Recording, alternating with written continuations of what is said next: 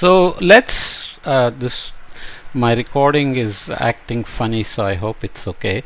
So we're talking about challenges of deep learning applications to Earth system science. Let's read some specific points. What are the challenges? We talked already about the way the applications can be very complicated because it's not as simple as what the typical deep learning applications are, with RGB images or no memory and so on and so forth. And Earth system science and geosciences are full of non-local causal links and time memory involved.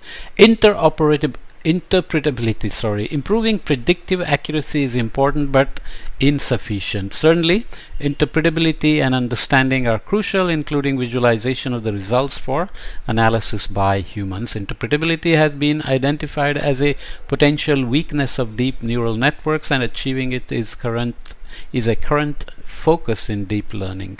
The field is still far from achieving self-explanatory models and also far from causal discovery from observation data.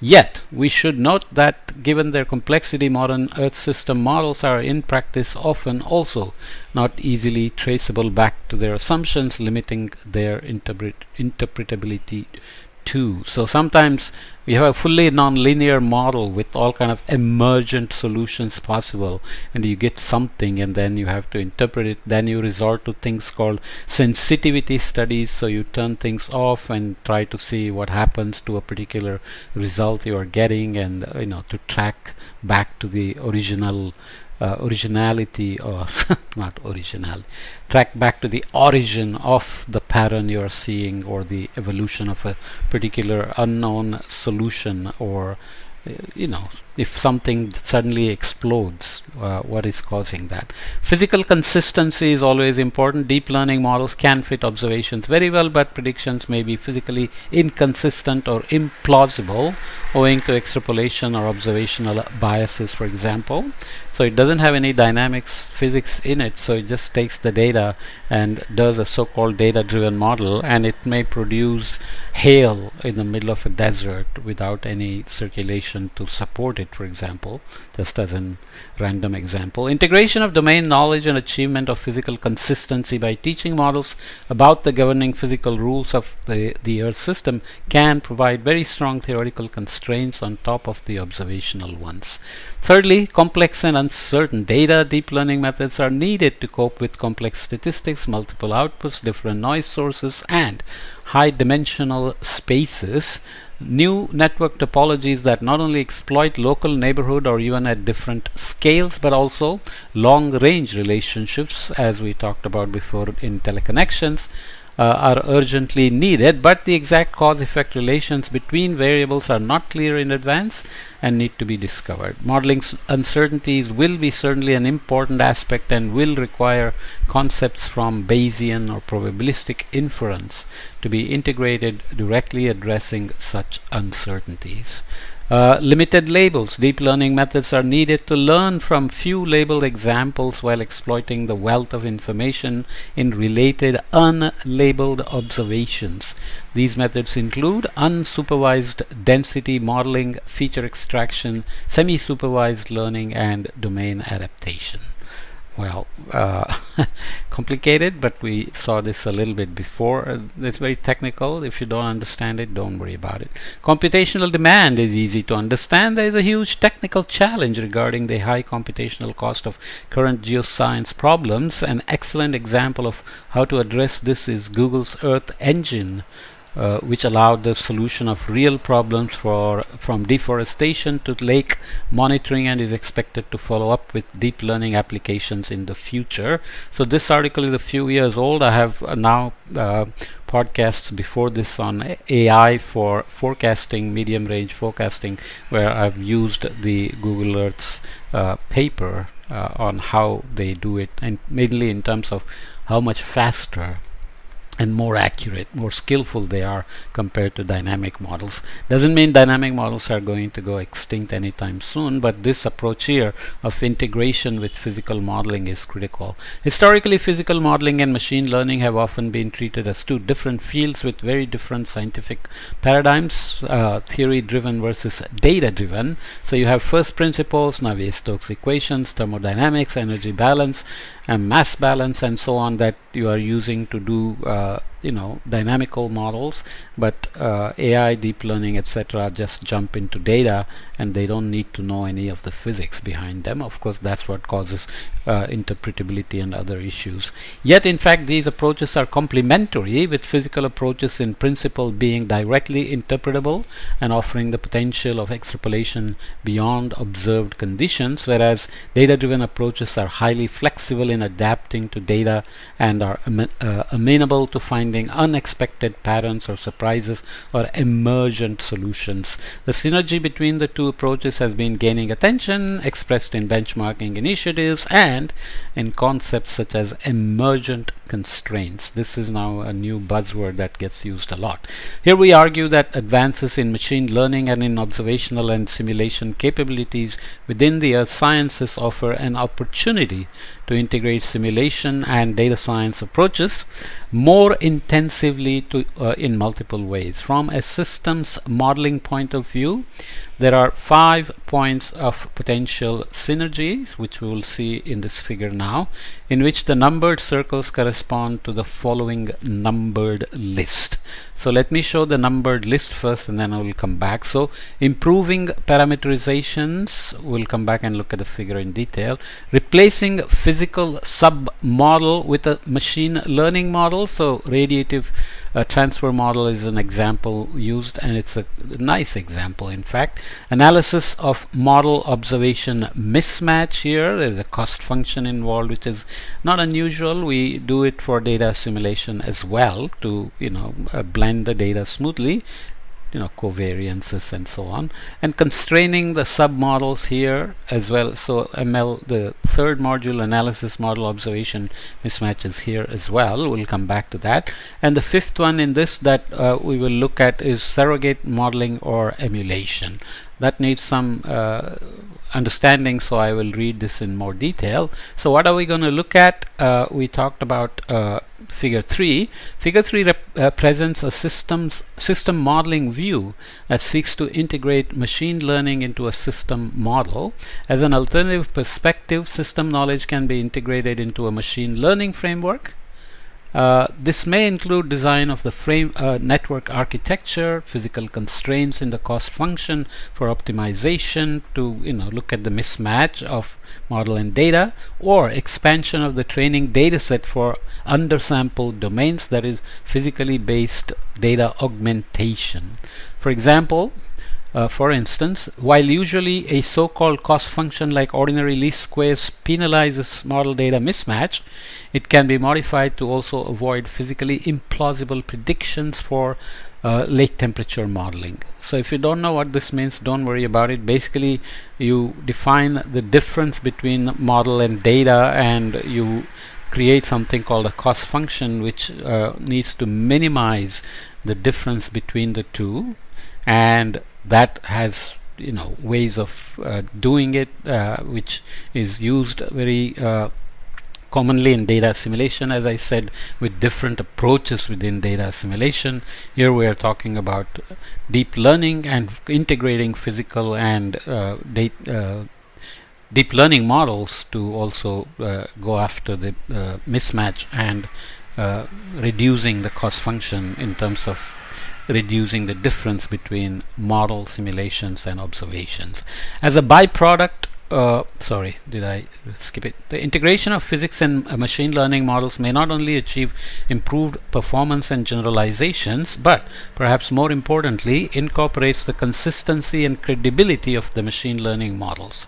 As a byproduct, the hybridization has an interesting regularization effect, given that the physics discards implausible models. Therefore, physics-aware machine learning models should combat overfitting better, especially in low to medium sample sized data sets. So we looked at the time series forecast before about humidity. Humidity overshoots, undershoots, etc. And the statistical approaches, whether it's deep learning, machine learning, or just simple regression statistics, other things, they tend to try to overfit, and can be an issue. So here, physically aware deep learning and machine learning can actually combat overfitting better, especially when you have sample size issues in terms of how much information you are giving for going forward as forecast, let's say. This notion is also related to the direction of attaining explainable and interpretable machine learning models.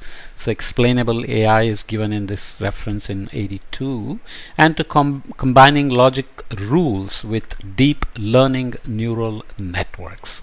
Okay, so I'll come back and maybe read in more detail this particular thing, or maybe we'll keep going because this is only 10 minutes. So let's go ahead and look at this in a bit more detail. So here is figure 3 that we are talking about integrating AI, ML, DL with physical models. Linkages between physical models and machine learning, an abstraction of a part of a physical system.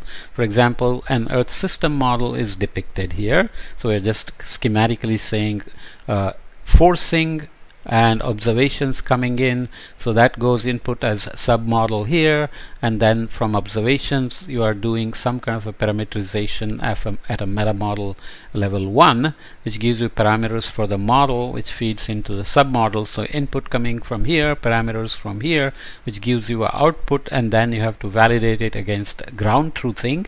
So you need to set up a cost function, and ML can help here in analysis of model observation mismatch. Okay, so the model consists of submodels. Each submodel has parameters and forcing variables as inputs and produces output, which can be input or forcing to another submodel. So let's say winds move humidity, humidity goes into the rain or convection model. Data-driven learning approaches can be helpful in various instances, as indicated by the circled numbers. For example, circle number label 2 represents hybrid modeling. So we'll look at the text in a minute on that, or we are already reading that. So here this is about using AI to improving model parameterization itself. So typically all the convections so far have been done with observation-based convective triggers or convective parameterizations, broadly as we call them, and we realize they are deficient. So then we do things like dynamically based convective momentum transports, plume dilution or dilute plume approximation, attempts to improve empirical convective parameterizations, and then we are also gone in the direction of explicit convection or convection resolving models, cloud resolving models, and so on and so forth. But machine learning can allow us to improve the parameters themselves, which then can help the submodel here to replace either a physical submodel with machine learning model, or just improving parameterization that's feeding the submodel, so that you can improve the output, and then also use ML to do analysis of mismatch here. So third is analysis of model observation mismatch, and fourth is of course constraining submodels. As we said, dynamically aware ML can help here. So again, you are getting parameters in submodel 1 again, but now you are feeding it output from some kind of a iterative approach. Let's say AI helped you improve the parameters here, provided the output goes in as input to another submodel where another set of parameters are coming in, and let's say you have to again see if in fact the mismatch got improved because of this approach of improving or replacing the physical submodel with machine learning model, and radiative transfer is the example that's good for looking at this. Okay, so constraining submodels. And fifth one here, I'll come back and look at this figure in a minute. Surrogate modeling or emulation. What do we mean? Emulation of the full or specific parts of a physical model can be useful for computational efficiency or traceability reasons. So you can just take out a submodule and run it separately in offline mode, as they're called.